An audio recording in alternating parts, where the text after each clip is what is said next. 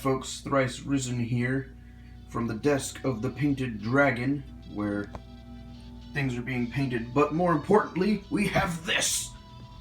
1, 2, 3 Triumph of the Imperium boxes. I will be doing a proper unboxing of those later on in this video, but for me, it'll be at some point in the future, several days from now, possibly, when I have time. But for you, it'll be right now! Hi folks, ThriceRisen here. It's been an interesting month. It's been a while since I've posted anything, made any videos. I've been very busy. New job, new cat, new toys. Lots of new toys. In fact, that's why I'm here, to talk with you about some of the new toys that have been obtained within the last month. It's crazy. As you saw at the beginning of this video, there's a little bit of a spoilers to some of the stuff I'm going to talk about, which is Gathering Storm Part 1. But there's more to it than that even now, because we have been on a Warhammer 40,000 kick. We have a Tech Priest Dominus. We have Eldar Wind Riders. We have a Dark Eldar Codex. We have, let's see, a Dark Eldar Raider. And then we have, as you saw earlier, Gathering Storm Part 1 and Part 2,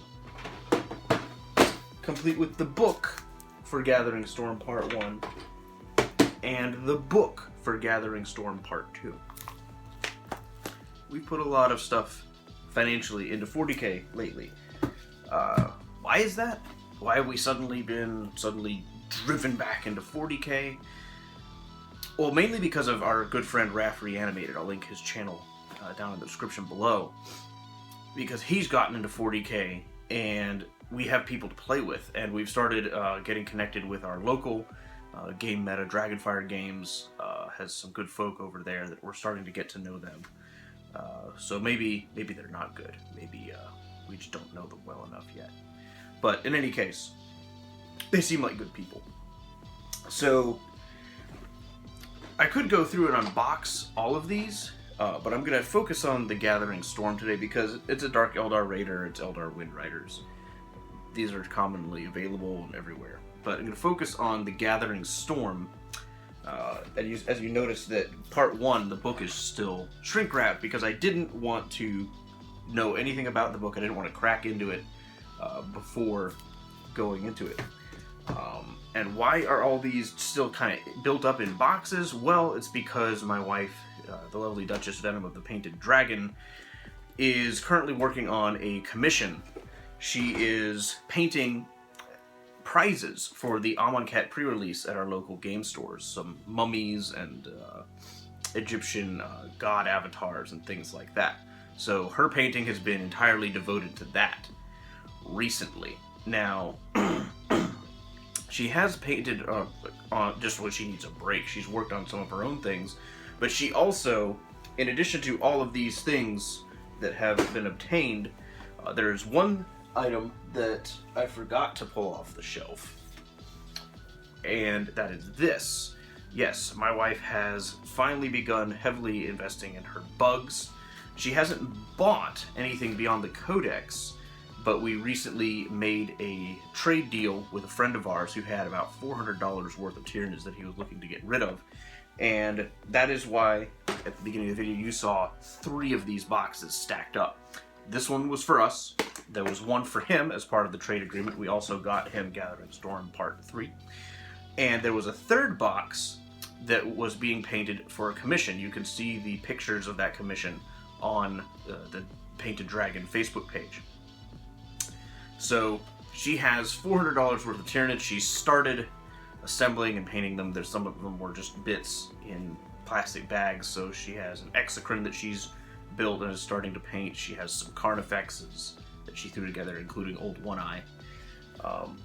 But that's the Tyranid part, and we've started getting into the Dark Eldar because of the Gathering Storm Part 2, the Inari, and the supreme high-octane cheese that is this faction. I'm not going to get into all the particulars of this book. I have read this one. I have not read Gathering Storm Part 1 yet, so I've kind of started in the middle and we're going to go this way, because I wanted to open that in your presence. I really like the the direction that the Eldar lore is taking. I think it's interesting for them to advance, and I don't think it really... It's kind of centric to the Eldar. It's stuff that's internally going on with them, with the awakening of Enid and the fracture of Bealtan. And it's very, very interesting stuff. The writing, I think, is well done. Just the writing itself is well done. Whether the subject matter is something that you agree with or not, that's up to you. But I think that the writing was well done. There's one or two moments where it's like... But overall, it's a good piece of reading. A good piece of lore. But now, this Gathering Storm Part 1... that I conveniently don't have any kind of blade within reach. I know, it's terrifying, right? But there should be... Aha! We'll use this. My cheap Sting knockoff will help us get into the book. There we go. So, Gathering Storm Part 1, Fall of Cadia. I have this because I'm going to be fielding Belisarius' Call, and I don't know about Celestine or Greyfax. Celestine I'm the least sure about if I'm going to field her in any capacity, but Call I'm definitely going to field. I've already seen battle reports from the likes of Mini Wargaming and others where they field him as part of the... there's a particular detachment in the Cult Mechanicus book that lets you take a Dominus alongside, here it is, the Cohort Cybernetica. It lets you take a Tech Priest Dominus and 2 Castellan Robot Maniples. And Belisarius' Call has already been stated that you can replace any instance of a Dominus with Call. I'm going to double check that in here in the physical book. Let's see. Yes, in addition, Belisarius' Call can be used to replace a Tech Priest Dominus in any existing Cult Mechanicus formation, such as Cohort Cybernetica or Holy Requisitioner. So, there it is, straight from this wonderfully new book-smelling book. So I'm excited to use Call in various games of Mechanicus, but my Mechanicum are not fully operational yet. I have a Doomcrawler, a single unit of Scutarii, and this Tech Breach Dominus. They're going to be painted up a little differently than the painted dragon version of the Commission, because I'm going with a more unique, non-traditional theme for them. They'll look almost maybe like a Dark Mechanicum, although I won't be fielding them as such. So, Gathering Storm 1, let me put this blade down. Gathering Storm 1 has, as has been seen, it has Celestine, Call, and Inquisitor Greyfax contained therein. Alright, so we have undone the one tab. Oh, there's another tab. Tab 2.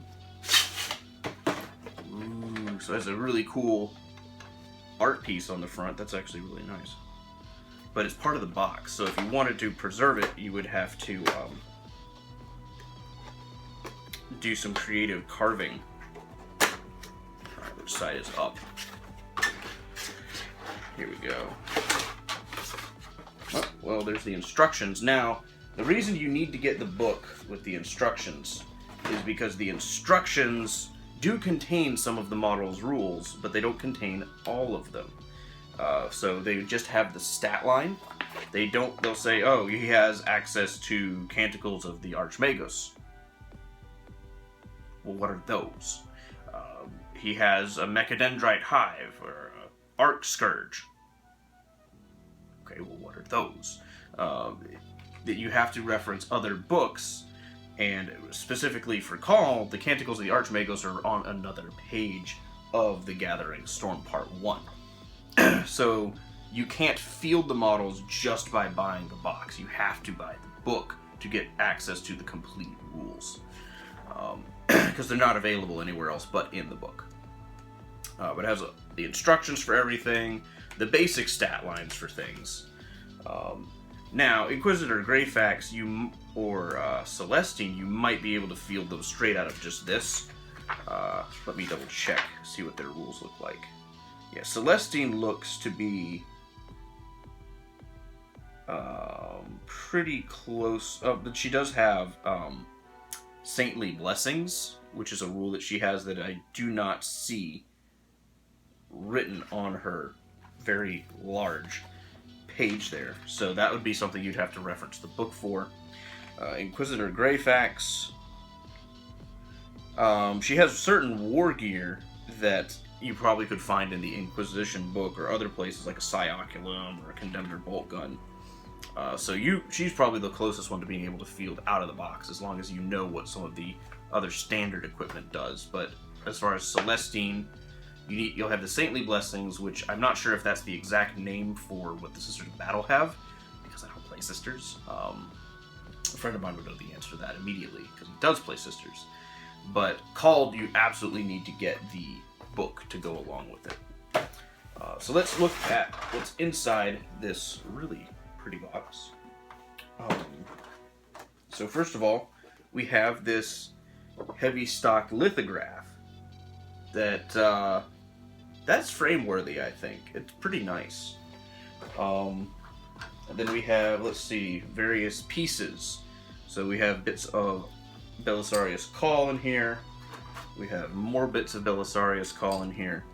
Although we have the base for Greyfax. We have parts of either Celestine and or her little friends. I think that's one of her little friends. Here's Celestine. And then here is Greyfax, complete with Celestine's base, the bases for her two little friends, and the very unique base for Call. Call is a big model. I don't have the one that we painted because, well, the customer accepted it and was very, very pleased with it. But Call is a nightmare to put together. He even came partially assembled, which made painting him even more difficult, according to my wife. So my Belisarius, she is in no rush to assemble him. She's going to paint him in pieces. She doesn't always do that. I know there's a lot of debate as do you paint something in pieces and then build it, or do you can you get away with it? I think the answer is some models you can get away with just building it and then painting it later. Other models like Call, you really kind of have to paint it piecemeal because certain parts will just get in the way of each other. So that is the Gathering Storm Part 1, Triumvirate of the Imperium, which is linked to Gathering Storm Part 1, Fall of Cadia. So I'm going to just completely seal this back up. There it is, back in the box. Now let's look at the Triumvirate of Enid, Gathering Storm Part 2, Fall of Bealtan. Same sort of thing with the box. It's got double latches that I now know how that works, excepting this one doesn't want to open. There we go. So let's see what the cool litho on it. Ooh. See, that looks nice. The packaging is really good, and it's got the foil Triumvirate of Enid on the back, and the packaging is really well done for these, especially just because of how significant they are for the lore, and it's just a cool showpiece and makes it slightly more worth the price to purchase. I think. I mean, I'm not going to be like, oh, totally worth buying it because it has cool packaging, but it helps when you pay a lot of money for something and the packaging looks cool. Alright, so once again we have the book, which I'm going to double check and see what they provide in here. The rules for the Triumvirate of Need, just looking at in the book, because I have read the book, seem to be pretty self-contained. Now, they don't explain what Strength from Death does. They don't say what Revenant Discipline for the Psychic does. So that is something that you would have to look at. Their Warlord traits you wouldn't have access to, so very much like the other ones, you're going to have the book to gain advantage of fielding these. Let's look at the bits inside. Here we have what looks to be bits of the Visarch, or Visarch, or Viarch, or whatever the heck you want to say. Here's bits of Ivrain. Here is the rest of Ivrain with her long cape. It's pretty cool. And then what remains is we have bits of the Incarn.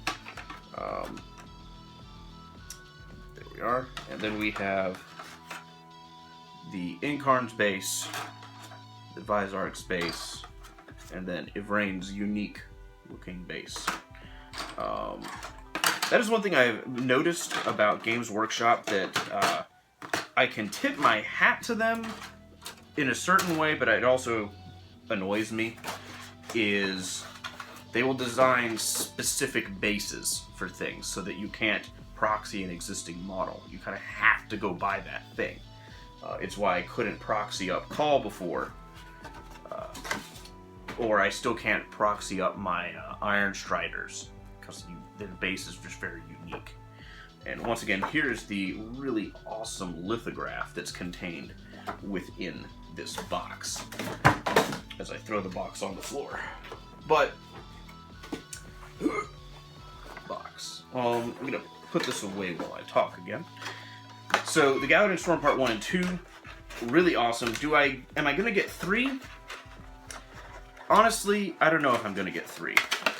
Just because I don't play Ultramarines, I don't play Grey Knights, and I don't play anything resembling Dark Angels. Yes, I know I have looked at a friend's copy of the book, and I know that the Fallen aren't fielded with Dark Angels. They're kind of the not Dark Angels. But even so, if the Fallen are the only thing in the book that tempt me, I could just maybe field them, or... But, you know, I don't have a need to. I have enough Marines, I have my Space Wolves, and I like them well enough. And I'm not tired of my Space Wolves. I am just in the mood to play something that's not a Space Marine. Which is why I'm super excited to get my Mechanicum rolling. I want to build the War Convocation, the big formation that has the Knight, the Skitari Battle Maniple, I think is what it's called, and then the basic CAD of the Colt Mechanicus, and all things that have Gets Hot, don't. You have a couple other things, and oh yeah, by the way, all your upgrades are free, so that's pretty good. The books themselves, very good. I'm looking forward to cracking into this. Cracking because it's the fall of Acadia, but let it be known that the planet broke before the guard did. So this Dominus is going to be practice on the paint scheme that's going to be for the rest of my Mechanicum. So I picked this up because if I'm going to be fielding the big formation, I need a Dominus. Now, why not use Call? Because I'm going to field him in the cohort Cybernetica, as I believe it's called, where it's him and a bunch of robots. So I'm going to be fielding 2 formations, or 2 for you Europeans watching this. So I'm going to have a normal Dominus, and I actually, Call doesn't do everything that a Dominus does. Call, he heals himself really well, but a Dominus can also heal your other units. Namely, Call does not have the Master of Machines rule that lets your Dominus, in lieu of shooting, fire a repair at himself or another Colt Mechanicus model nearby. So that's something that Call does not have. Interestingly, I'm pretty sure. I'll double check right here, and I'll eat my humble pie if I'm wrong. But I do not recall seeing that in his rules. Nope. No Master of the Machines here. He's got his self-repair mechanism, which lets him recover D3 wounds lost earlier in the battle at the start of each of your turns. So Call is a monster for 200 points. He's just amazing. And as far as a lot of people compared him to like a Tyrannid organism, where he's got just so hard to kill, and he's regenerating. And my favorite comment on the whole thread where people were talking about that, this was on Reddit, I think, is someone said, no, don't be ridiculous. No self-respecting Tyrannid organism has that many limbs. So there you have it, Gathering Storm Part 1 and 2.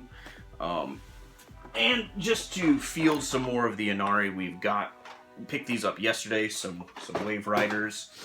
We have the Tyrannid Codex, just because my wife wants to have her bugs. And we are kind of jointly doing Dark Eldar. It's more for her, but it's also, I used to own Dark Eldar, but we went through a hard time financially, and I wasn't really playing that much, and I definitely wasn't playing Dark Eldar. We were looking to maybe get into a couple of games like War Machine and Hordes, which didn't work out either at the time. I had to sell those as well later on. So I sold all of the Dark Eldar stuff I had. I had 2 Raiders, Ravager, Mandrakes, some Racks, Urian Rakarth, Homunculus, Cabalites. I think that's pretty much what I had. But we are getting into Dark Eldar again because I would love to have a boat list, because there are many very visually distinct things in the game of Warhammer 40,000. In my mind, nothing so visually distinct as seeing 6 to 8 of these on a table. You know, your opponent has giant monstrous Tyrannids or tanks with armored superhumans, but then you see just a fleet of pirate ships, and it draws your attention immediately, especially if they're painted in a very visually, like, eye-catching way, like if they're all black with like a bright red sail or something like that. And it's just, it's so distinct visually, and I like visually distinct things. It's why I'm excited when the Colt Mechanicus came out, because they have a lot of variation in their model shape and size. It's not just power armored things and blocky tanks. It's partly why I like the Space Wolves, just also because I'm a sucker for Nordic culture and lore and things like that. So we have the Dark Eldar to play as the Dark Eldar. We have the Harlequins, we have the Inari, we have the Craftworld Eldar. There are Space Elves coming out of our ears. So, there is the state of the union as far as 40K is concerned. There's an escalation tournament coming up in a few months. I don't know if I'm going to compete in it. I don't know if I'm going to be able to get a proper list together for an escalation tournament. But there is the possibility I might be participating in an Apocalypse game later tonight.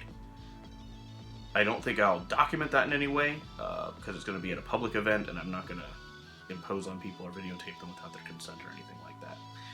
So, that's what's going on in 40K. And, yeah, just a quick update. I want to do the reveal of this pile of loot that I can literally just sit my arm on. And that's not even including all the 400 Tyranids, or $400 worth of Tyranids that my wife just picked up. We have 40 Gene Stealers. 40.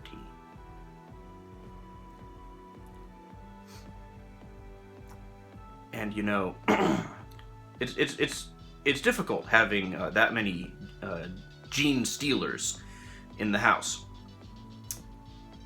Yeah, Gene Stealers. Stealers of genes. But until next time, I'm ThriceRisen. Thanks for watching. Gene Stealers.